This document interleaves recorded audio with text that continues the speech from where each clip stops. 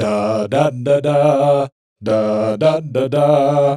Da da da da da da da da da da. Do you hear that, guys? Love is in the air, because this past weekend we just witnessed one of the biggest, most extravagant, most overblown budget weddings in the world. Or rather, we didn't see that much of it, honestly. Kind of a private event for the wedding of Taylor Swift and Travis Kelce, which probably because we saw so little of the whole thing is because Taylor and Travis are waiting for their opportunity to print this shit out on Blu-ray, or are waiting to sell the streaming rights to Hulu, Netflix, or Amazon, because apparently on the inside of this thing there was a no recording devices rule. You even had to sign an NDA. Also, allegedly, Taylor and Travis had a small legal ceremony performed before this whole thing. So what just happened at Madison Square Garden over 4th of July weekend in New York City was just for kicks, apparently. But I'm not here to begrudge any celebrity their wish or desire to have a party around what is supposed to be one of the most beautiful days of anyone's life. Of course not. That would be ridiculous. But in most cases, I would kind of anticipate that somebody of Taylor Swift's visibility would rather have or do something that was like maybe a little bit more private or out of the way, especially since she and everybody who was on the very celebrity-studded guest list for this wedding could afford to be at or take part in such an event. But instead, Taylor Swift and Travis decided to make this event something that would also impact the lives of many New Yorkers in the immediate area. Again, having this event down at Madison Square Garden and having to have a police presence on site in order to shut down numerous streets in the immediate area. As a New Yorker, I genuinely don't care about this wedding, congrats or whatever. What I do care about is them shutting down entire blocks and small businesses that rely on foot traffic being the ones to take the hit. Restaurants, bars, bodegas, these aren't large corporations. A slow weekend will hurt their business. And again, let's not also ignore the fact that this had to be done on 4th of July weekend of all times, as if people wouldn't be out here going places and maybe celebrating other things. And as I said, they've been giving us the runaround and telling us the bar would be able to stay open. And now, as of last night, we were shut and we were warned security would be even worse today, which it is now. There's more fences and more cops and more gates. I had to climb over barricades to get down the street to get to my own bar. We've got World Cup games. I have reservations for people that are supposed to be here having lunch and dinner.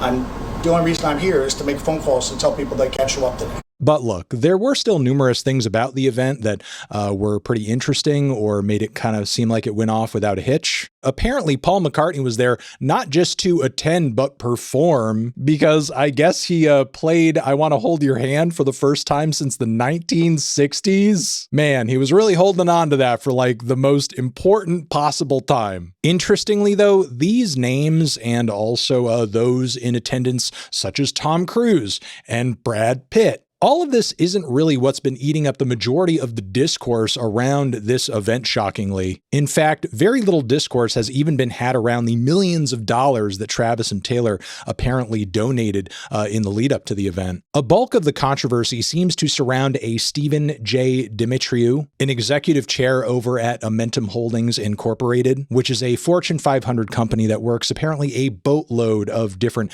government contracts. On the front page of their website, you can see them talking about roles they've played with NASA or in our nuclear infrastructure, which are cool and fine things that our government does, and it makes total sense that a contracting company like Amentum would be involved with them so long as they were hired to do so. But again, given that this company does pretty much work broadly across different sectors of our government, of course, the many contract agreements they hold with the United States also involve many of the bad things our government does. Because of course, Amentum is also doing ICE facility contract work for the US government as well. This is pretty much like the number one problem with capitalism at the end of the day, because like there is truly no ethical framework to it as a system. And the companies that function within it most successfully often don't really care about what they're profiting off of so long as they're profiting. So of course, a company with the background of Amentum would say, yeah, sure, throw an ICE detention facility contract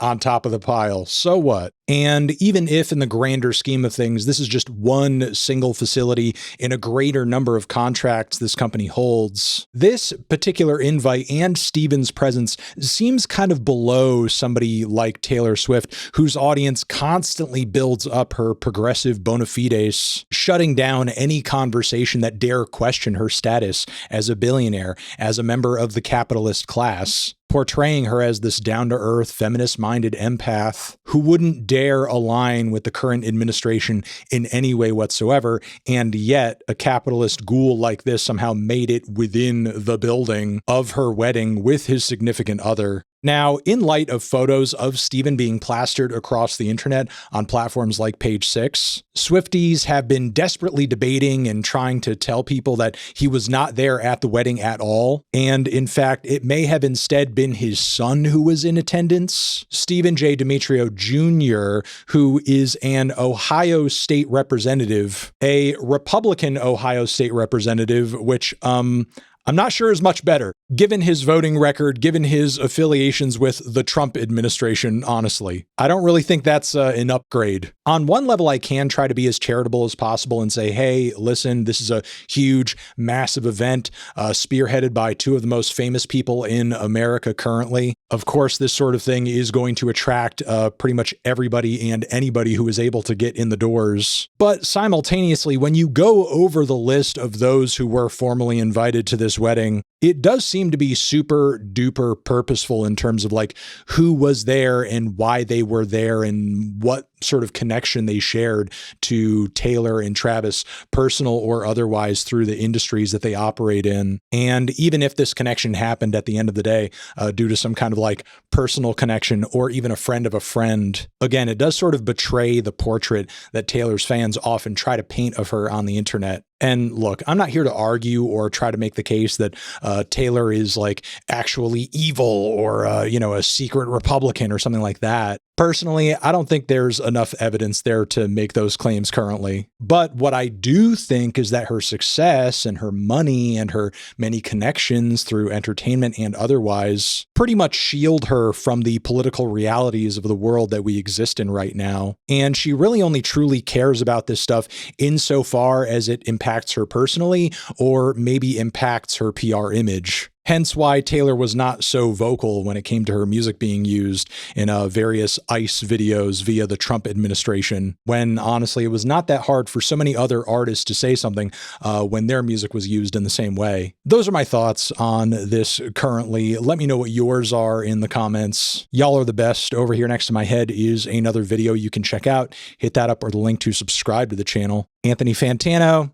Taylor Swift, wedding, forever.